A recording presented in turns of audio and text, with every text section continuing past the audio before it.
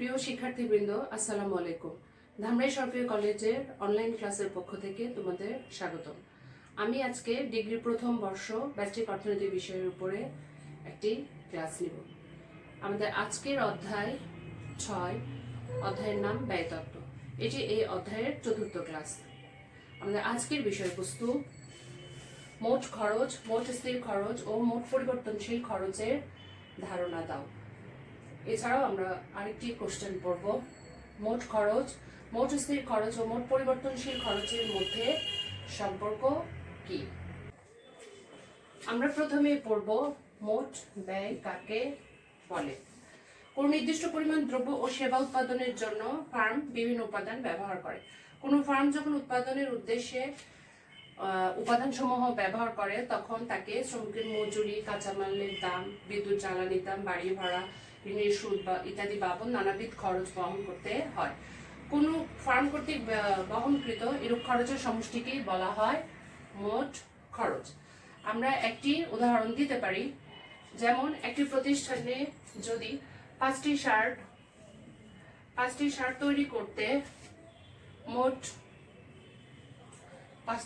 তৈরি করতে যদি বিভিন্ন উপাদান বাবদ খরচ, যেমন মজুরি দিতে হয় 2000 টাকা, এরপরে যন্ত্রপাতি বাবদ বা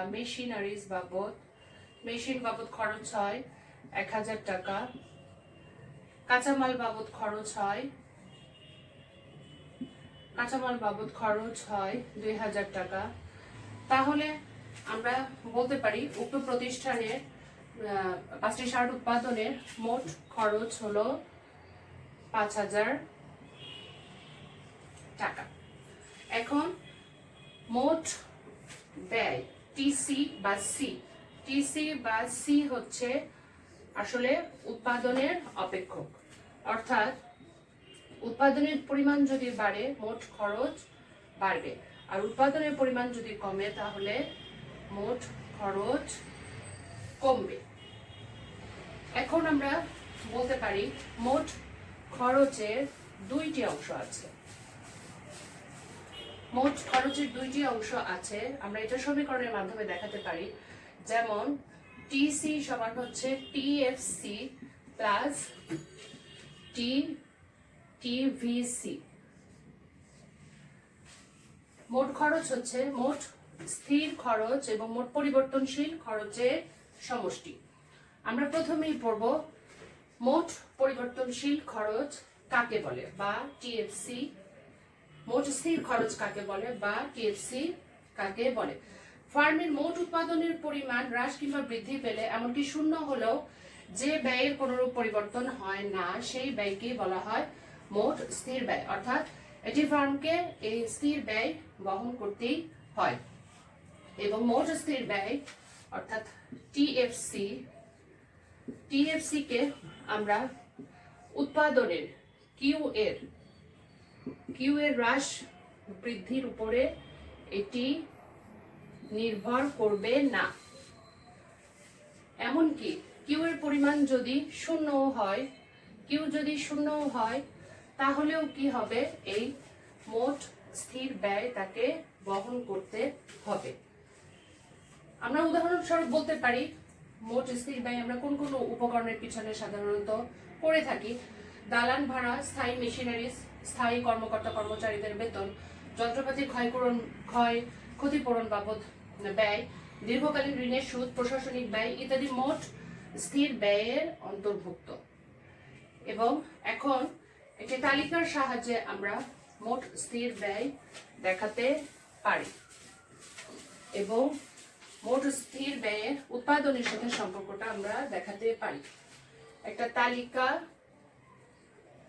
বা সূচি বা সারণী আমরা বলতে পারি।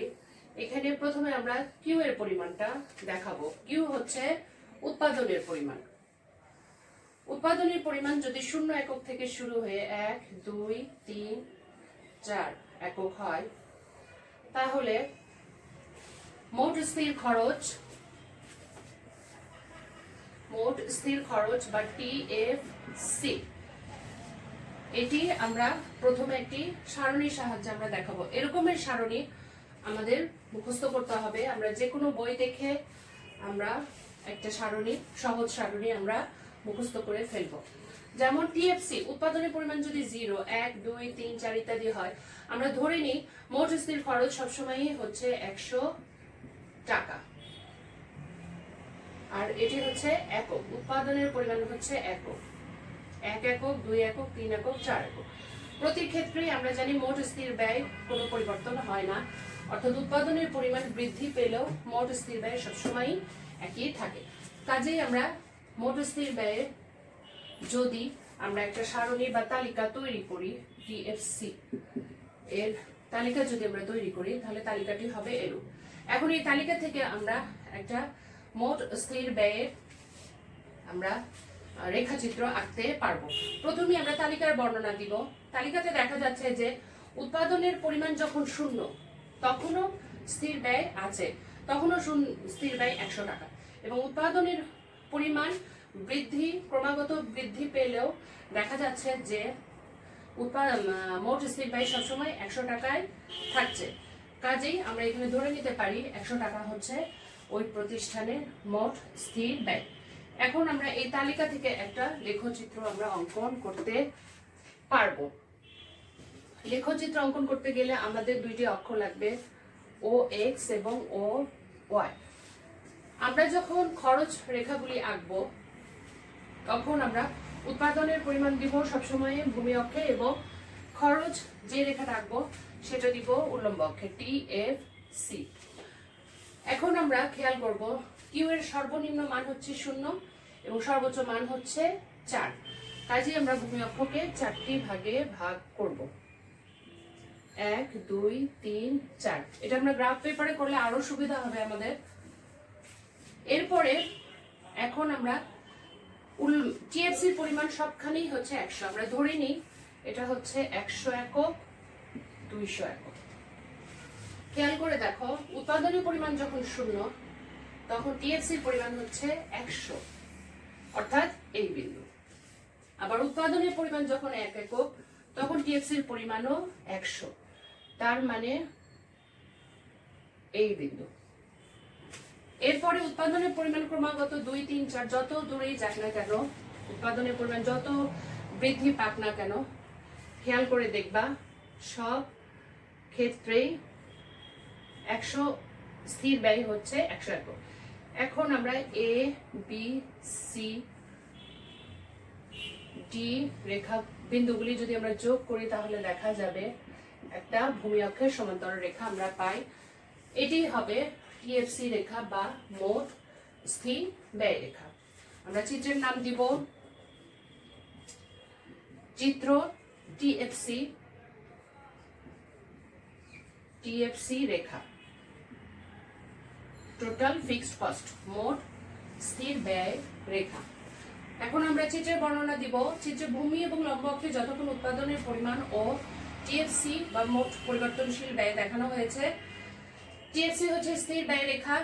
এই রেখার এ হতে বি, বি হতে সি এবং সি হতে ডি বিন্দুতে গেলে উৎপাদনের পরিমাণ বাড়লেও এখানে মোট স্থির খরচ 100 টাকায় থেকে যাচ্ছে।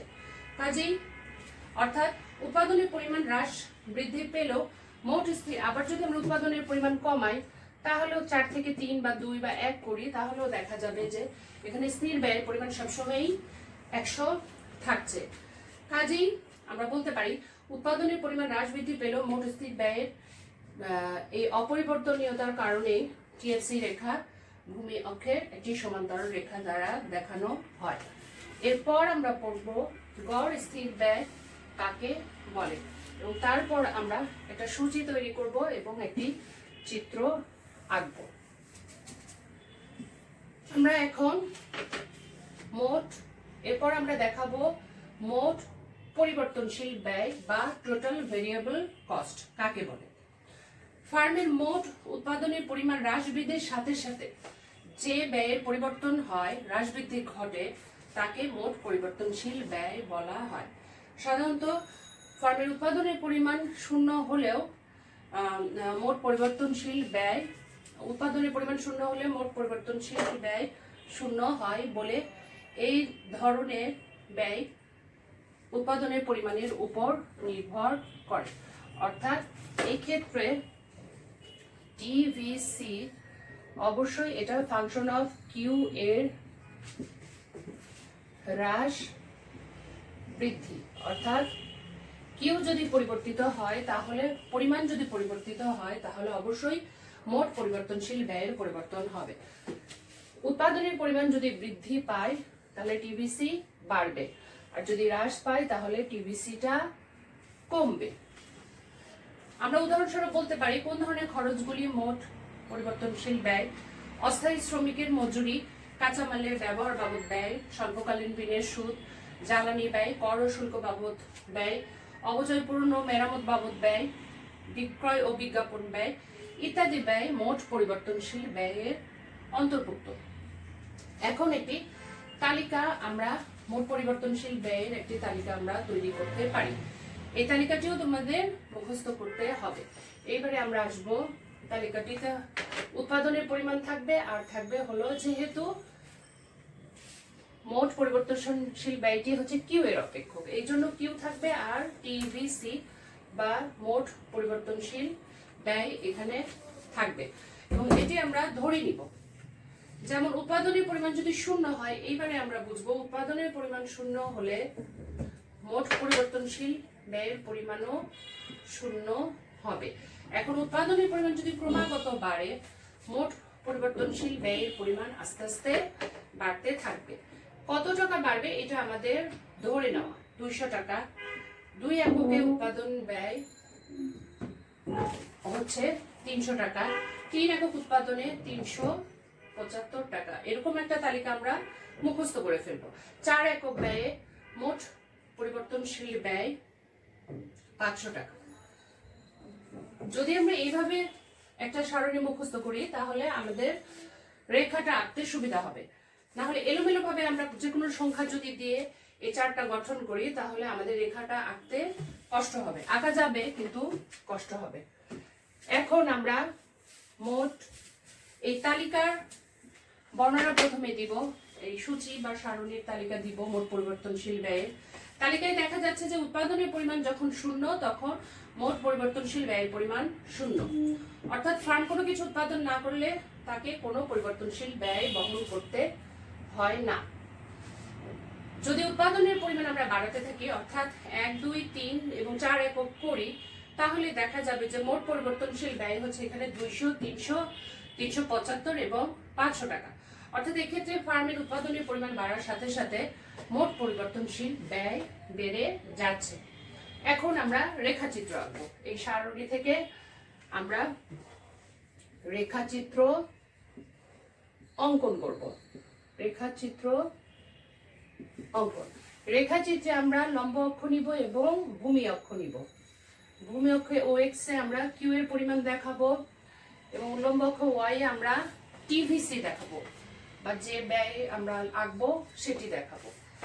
এক্ষেত্রেও যেহেতু টিভিসি কিউ এর অপেক্ষক, এই কারণে আমরা সারণীতে শুধু দুটি চলকই আমরা বিবেচনা করব, একটি কিউ এবং একটি পরিবর্তনশীল ব্যয়।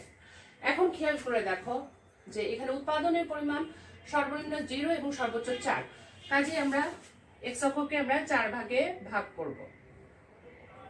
1, 2, 3, 4। আমরা গ্রাফ পেপারে আমরা 5 একক ঘরকে আমরা একক হিসেবে নিতে পারি। এরপরে আমরা টিভিসি কে আমরা বসাবো হচ্ছে উল্লম্ব অক্ষে, যেহেতু টিভিসি হচ্ছে স্বাধীন চলক। যখন আমরা রেখাচিত্র আঁকি তখন আমরা অধীন চলক ভূমি অক্ষে এবং স্বাধীন চলক উল্লম্ব অক্ষে। আমরা উল্লম্ব অক্ষকে 5টি ভাগে ভাগ করব। প্রথম ভাগে আমরা লিখব 100, এগুলি বাংলাতে লিখব 1, 3, 4। এরপর আমরা এখানে দিব হচ্ছে 100, যেহেতু আমাদের সর্বনিম্ন মান 0 এবং সর্বোচ্চ মান হচ্ছে 500, 200, 300, 400 এবং ওয়াই অক্ষে আমরা এখানে দেখাবো 500।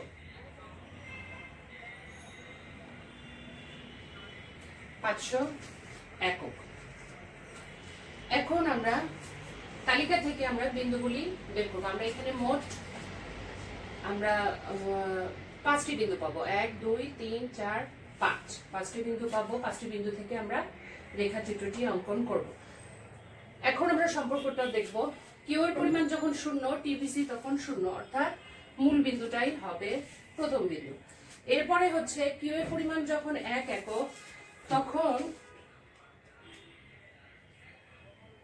তখন মোট পরিবর্তনশীল ব্যয়ের পরিমাণ হচ্ছে 200 টাকা, অর্থাৎ আমরা এই বিন্দুটা পেয়ে গেলাম।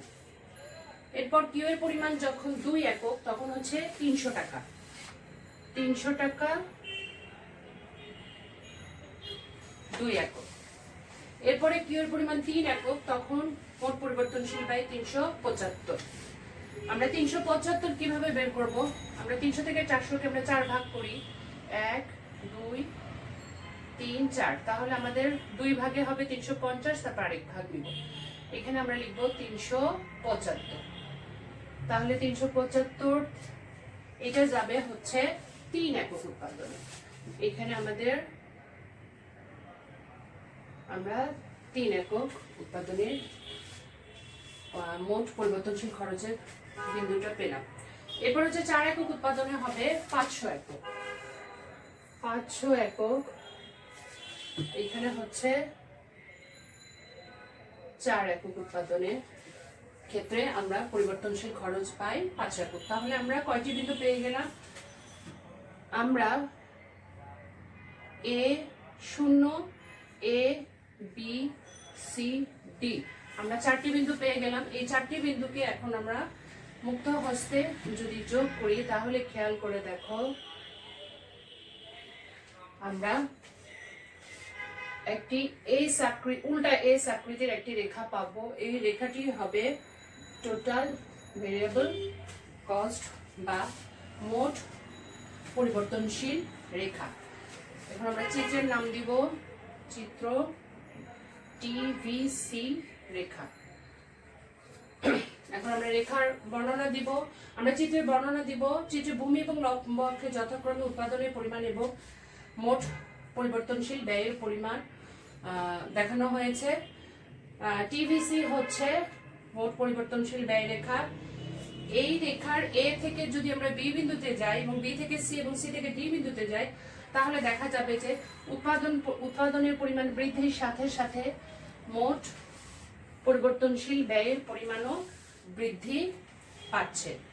কাজেই আমরা বলতে পারি যে ব্যয় মোট পরিবর্তনশীল যে ব্যয় উৎপাদনের পরিমাণের উপরে নির্ভর করে তাকেই বলা হয়, বা উৎপাদনের পরিমাণে হ্রাস বৃদ্ধির সাথে সাথে পরিবর্তিত হয় তাকেই বলা হয় মোট পরিবর্তনশীল।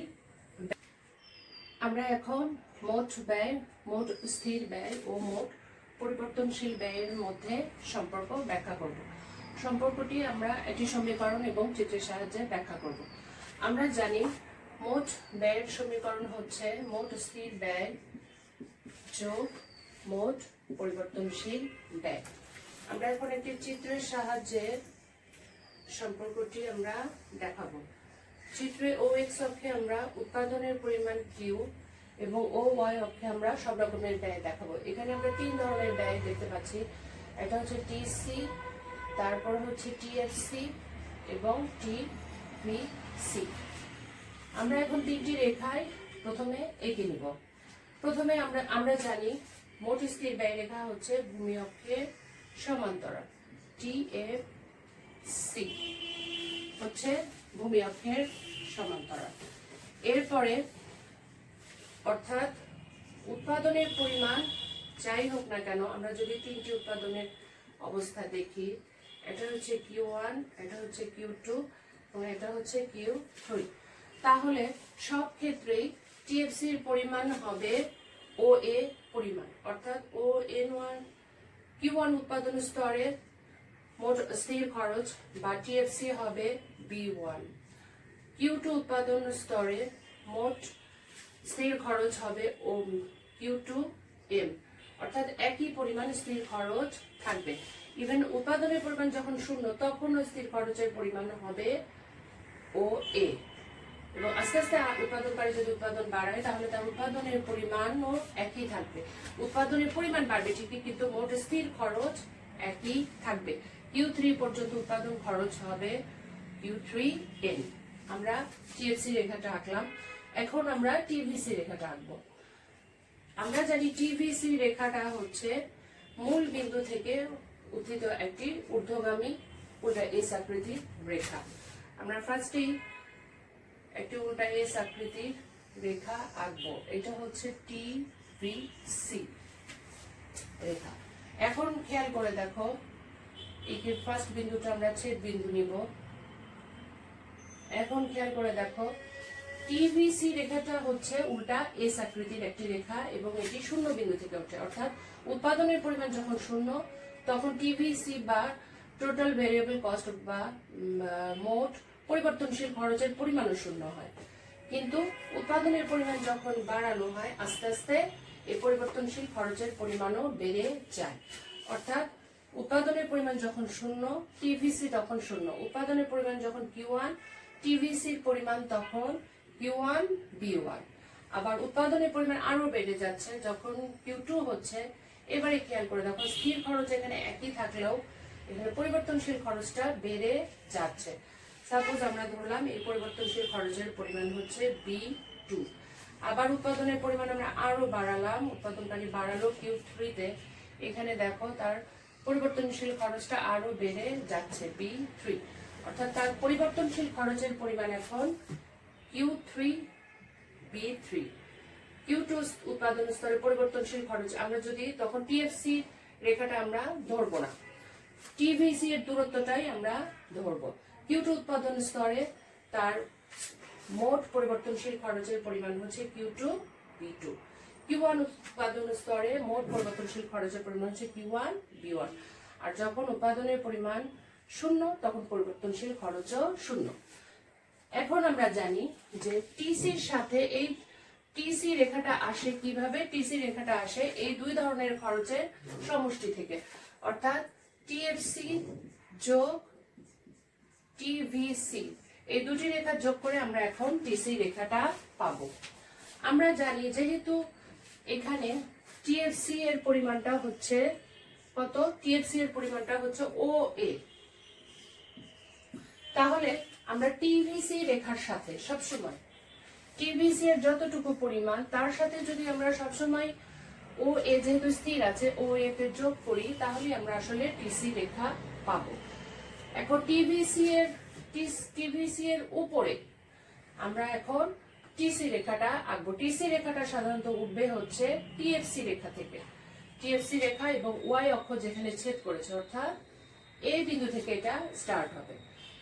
এখন হচ্ছে আমরা বি বিন্দুতে আমরা ও এর একটা পরিমাণ আমরা নিব। মোটামুটি মেপে আমরা ও এর পরিমাণ পর্যন্ত মাপলে আমরা পাবো এইটুকু। অর্থাৎ সব ক্ষেত্রেই আমরা বিতেও আমরা এই ও এর পরিমাণটাই আমরা এখানে সেট করব। এরপরে ও এর পরিমাণটা আমরা এখানে এইভাবে আমরা তিনটি বিন্দু আমরা স্কেল দ্বারা অথবা ফ্রি হ্যান্ডেও আমরা নিতে পারি, আমরা নিব। এবং এইখানে আমরা একটা সেম টিভিসি রেখার মতোই একটা উল্টা এস আকৃতির একটি রেখা আমরা আঁকবো। এটি হবে টিসি রেখা। কাজেই আমরা দেখতে পাচ্ছি টিসি রেখাটার আকৃতি কেমন হচ্ছে। টিসি রেখাটার আকৃতি হচ্ছে উল্টা এস আকৃতি এবং টিভিসি রেখার আকৃতিটা উল্টা এস। এখন আমরা পরিমাণটা এখানে লিখে ফেলি, A1 A2 A3। তাহলে আমরা এখন চিত্রের বর্ণনা দিব। আমরা এখন সম্পর্কে চলে যাব। আমরা চিত্রটা আঁকলাম, এরপরে এখন আমরা এই তিনটি চলকের মধ্যে বা তিনটি বিষয়ের মধ্যে এখন আমরা সম্পর্কে যাব। প্রথম সম্পর্কটা হচ্ছে টিসি, টিএফসি এবং টিভিসি এর মধ্যে সম্পর্ক। এখন চিত্র অনুযায়ী আমরা সম্পর্কটা বর্ণনা করব যে ফার্মের স্থির ব্যয় সবসময় কি থাকে, টিএফসিটা সবসময় স্থির থাকে।